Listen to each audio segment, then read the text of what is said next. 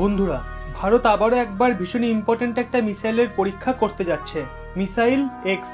কি এই missile x তা আমরা জানবো, কিন্তু তার আগে জেনে রাখুন ভারত গত 40-45 দিনের মধ্যে 10 থেকে 11টা মিসাইলের টেস্ট করেছে। সেগুলোর মধ্যে সবথেকে ইম্পর্টেন্ট ছিল বিএমডি, ব্যালিস্টিক মিসাইল সম্বন্ধিত অ্যাড মিসাইল। এটা দু টাইপের ছিল, AD-1 ও AD-2।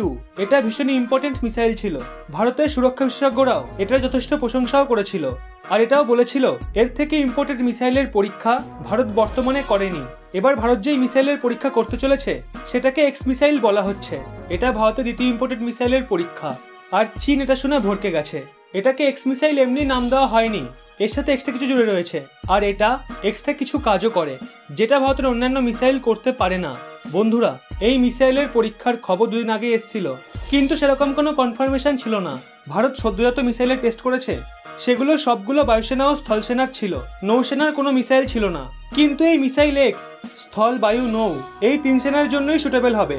এই মিসাইলের পরীক্ষা 16 অথবা 17 তারিখে হবে। বে অফ বেঙ্গলের এয়ারম্যানকে নোটিশ দেওয়া হয়েছে যাতে না কোনো সিভিলিয়ান আর না তো কোনো এয়ারক্রাফটকে উঠতে দেওয়া হয়, কারণ এখানে মিসাইলের পরীক্ষা হবে। তাই ঘোর সম্ভাবনা রয়েছে ভারত এই এক্স মিসাইলের পরীক্ষা 16 অথবা 17 তারিখেই করে ফেলবে। আসলে এই মিসাইল এক্স আর কেউ নয়, বরং মিসাইল এক্স আর SAM, অর্থাৎ extra range surface to air missile. Bharat একটা মিসাইল বানিয়েছিল যার নাম QRSAM, অর্থাৎ quick response surface to air missile.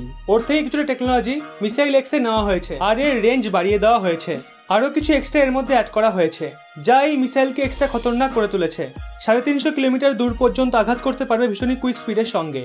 দ্বিতীয়ত, এই মিসাইল এমন বিশেষ কাজ করে যেটা অন্যান্য মিসাইল করতে পারে না। এটা সিসেপ্টার মিসাইলের মতোও কাজ করতে পারে। কিভাবে? আপনারা হয়তো দেখেছেন সিসেপ্টার মিসাইল মেইনলি শিপ থেকে ফায়ার করা হয়, আর সেটা ভীষণই লো সারফেসে ওড়ে, মানে সমুদ্রতলের থেকে কিছু মিটার ওপর থেকে।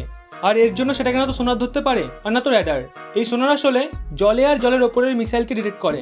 এই মিসাইল জলের কিছু মিটার ওপর থেকে যায়, এর মাঝে যে বাপার জোন থাকে ওখান থেকে যাওয়া মিসাইলগুলোকে ধ্বংস করতে পারে। আর এটাই এই মিসাইলের বিশেষত্ব। এটা আমাদের নেভির জন্যও কাজ করতে পারে, আবার স্থলসেনা বায়ুসেনার জন্যও কার্যকর।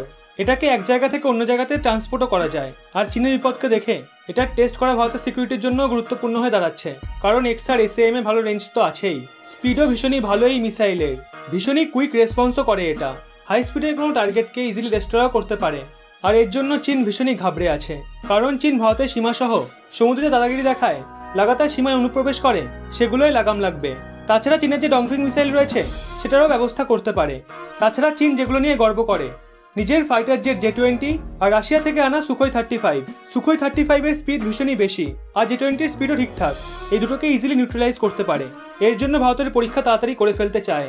লিস্টে শুধু এই মিসাইলই নেই, আরও একটা মিসাইল রয়েছে যেটার পরীক্ষাও 2-1 দিনের মধ্যেই করা হবে। বলতে গেলে তো ভারত চীনকে একের পর এক চমক দিচ্ছে। এত চমক পেতে পেতে যেন চীনের মাথাই না খারাপ হয়ে যায়। চীন এখন ভাবছে কি দুর্ভাগ্যক্রমে যে লাগতে গেলাম ভারতের সাথে, রাতের ঘুমই কেড়ে নিয়েছে। এই ব্যাপারে আপনার মতামত নিজস্ব পয়েন্ট অফ ভিউ থেকে বিচার করে অবশ্যই কমেন্টে জানান। নরোত্তম কালসা এবং দেবীপ্রসাদ মিশ্র সহ অনেকে এই পরিবারের এমন কিছু সদস্য যারা বেশ সুন্দর সুন্দর কমেন্ট করেন। চাইলে আপনিও করতে পারেন। বেছে বেছে সেরা কমেন্টগুলো তুলে ধরবো আপনাদের সামনে। আর এরকমই ব্যাক টু ব্যাক আপডেট পেতে রহস্য বাংলা এই চ্যানেলটি সাবস্ক্রাইব করে পাশের বেল আইকনটি অল করে রাখুন।